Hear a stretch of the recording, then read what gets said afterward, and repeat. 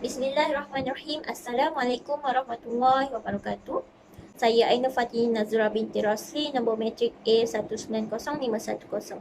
Hari ini saya akan membuat ringkasan berkaitan tajuk klasifikasi umat Islam. Barat telah membahagikan Islam ini kepada 4 kumpulan, iaitu fundamentalis, tradisionalis, modernis dan juga sekular. Secara umumnya dia ada 4, namun jika dilihat dengan lebih mendalam dan khusus, ada 7 kumpulan sebenarnya. Kumpulan yang pertama ialah kumpulan fundamentalis. Fundamental ini bermaksud perkara asas ataupun perkara basic. Mereka ini merupakan golongan yang kembali kepada basic agama. Bagi Barat, mereka bertanggapan bahawa orang yang kembali kepada basic agama ini merupakan orang yang paling bermasalah dalam agama pada zaman dahulu. Menurut persepsi Barat, fundamentalis ini sangat buruk dan mereka menganggapnya sebagai mimpi buruk dan ngeri bagi mereka. Kenapa mereka menganggapnya seperti itu? Okey, mereka menganggapnya seperti itu kerana fundamentalis inilah yang menyebabkan mereka menghadapi zaman apa? Zaman kegelapan. Namun, bagi Islam, fundamentalis itu adalah baik. Berbanding dengan Barat, mereka mengatakan fundamentalis itu jahat. Mereka mengatakan Islam ini adalah fundamentalis. Kenapa? Kerana kita perlu kembali kepada basic agama, iaitu rukun iman dan juga rukun Islam. Kedua-dua inilah yang dikatakan sebagai basic agama yang perlu ada dalam agama Islam. Inilah yang dikatakan sebagai fundamental. Bagi Barat, mereka menganggap Islam ini agama fundamentalis kerana mereka adalah golongan yang ingin mendapatkan kuasa politik dan menolak nilai-nilai Barat serta hak asasi manusia.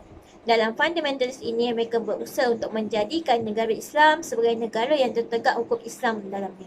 Mereka juga memaksa nilai-nilai agama dan mewajibkan ke atas masyarakat. Bagi orang Barat, mereka tidak akan pernah sama sekali menerima sesuatu dengan atas dasar agama. Mereka cukup pantang dan bahaya jika ia melibatkan nama agama. Mereka ini hanya akan menerimanya jika ianya logik dan masuk akal. Inilah yang dikatakan sebagai fundamentalis. Okey, seterusnya ialah kumpulan kedua, kumpulan tradisionalis. Di mana kumpulan ini, ia hanya menumpukan kerohanian dan keilmuan seperti mengaji, talaki kitab dan lain-lain. Inilah yang dikatakan oleh Amerika sebagai kumpulan tradisionalis. Kumpulan ini terlibat dengan politik, tetapi mereka ini lebih memfokuskan kepada perbahasan ilmu kerohanian sahaja dan mereka juga turut berusaha untuk meningkatkan kualiti kerohanian dan keilmuan mereka.